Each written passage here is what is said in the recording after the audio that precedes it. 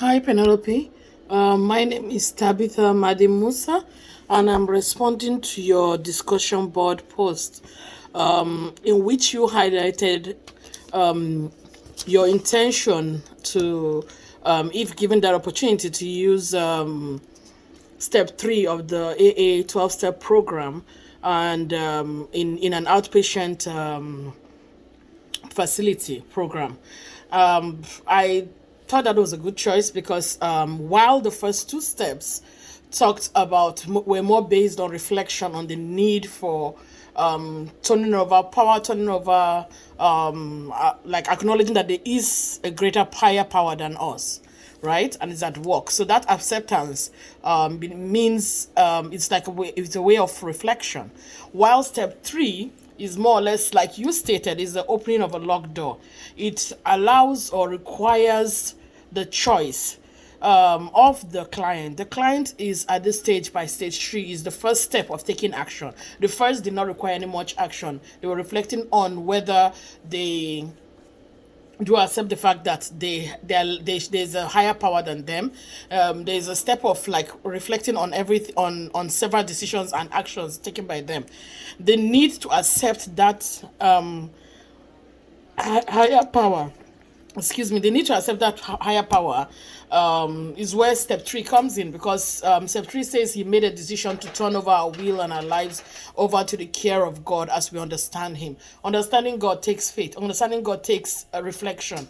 Understanding God requires action. You don't just. It's not about your self will. It's about God's will. It's about the fact that your will so far has not taken you past the area in which your dependence on substances has been lessened, but you're depending on God now means you're relying on you've been spiritually awakened, and you're relying on the choice of handing over control to God or to a higher power.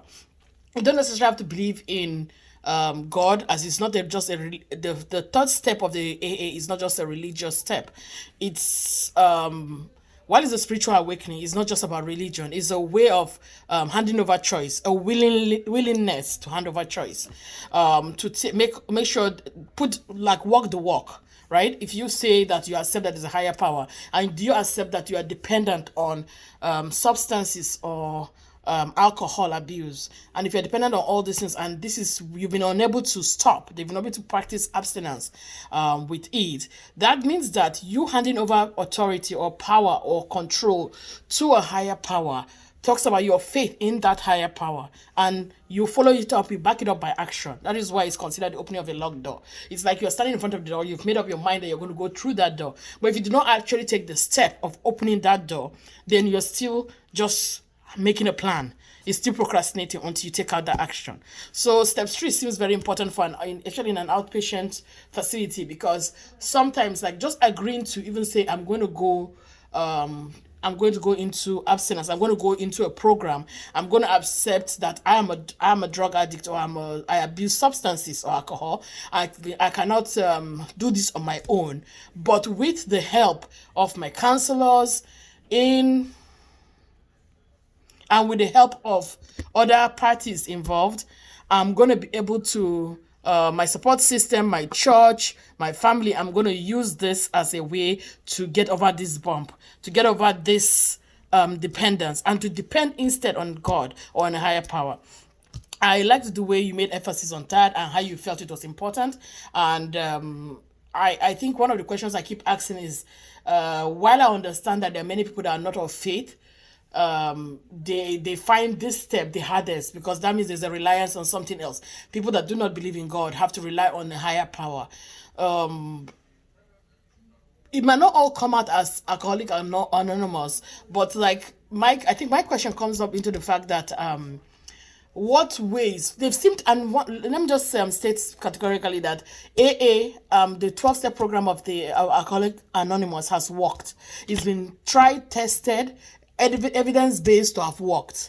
So if this seems to work, right, regardless of whether the person has a personal relationship with God or the person just believes in the fact that I've decided to depend on Alcoholic Anonymous, there's a step of taking action.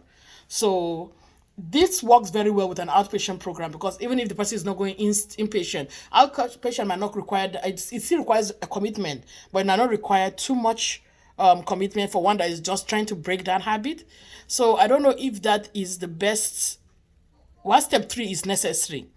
Are there other ways or alternatives of getting people to participate in step three without going down the spiritual awakening path? Thank you. I look forward to your response.